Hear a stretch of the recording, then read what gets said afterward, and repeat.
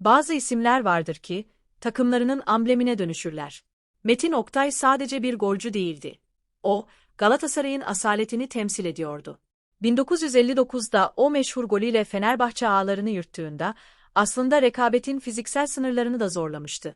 Ama onu kral yapan sadece golleri değil, tek aşkım Galatasaray diyerek milyonları elinin tersiyle iten sadakatiydi. Metin Oktay, çıktığı 354 maçta 330 gol atarak kırılması imkansız bir orana ulaştı. O kalede bir de Berlin Panteri vardı. Turgay Şeren 18 yıl boyunca kalesini terk etmeyen Galatasaray'ın ilk büyük kaptanı. O dönemde Galatasaray kalesi adeta aşılmaz bir kaleydi. Fenerbahçe tarafına geçtiğimizde ise karşımıza bir ordinaryus çıkıyor. Lefter Küçükandonyadis. Ver leftere, yaz deftere sözü bir slogan değil, bir kesinlikti. 615 maçta 423 gol ama daha önemlisi, rakip defansların arasında adeta bir bale sanatçısı gibi süzülmesiydi.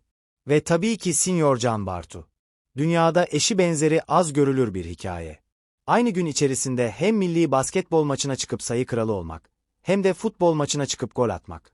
Bu sadece yetenek değil, sporun saf dehasıdır. Can Bartu, Fenerbahçe'nin aristokrat ve estetik yüzüydü. İtalya'da Fiorentina formasıyla Avrupa Kupası finali oynayan ilk Türk futbolcu olarak tarihe geçti. İşte bu rekabetin en güzel yanı bu görselde saklı. Metin Oktay'ın jübilesinde, o sarı kırmızılı efsane Fenerbahçe formasını, Can Bartu ise Galatasaray formasını giymişti. Onlar birbirlerinin rakibiydi ama hiçbir zaman düşmanı olmadılar.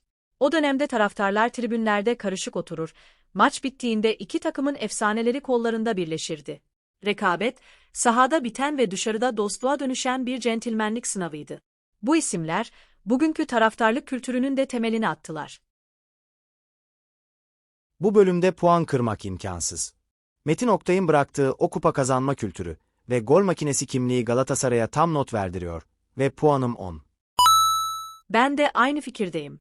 Lefter'in zekası ve Can Bartu'nun spor tarihine geçen o çok yönlü dehası Fenerbahçe'yi efsaneler bazında zirveye taşıyor ve benim de puanım 10.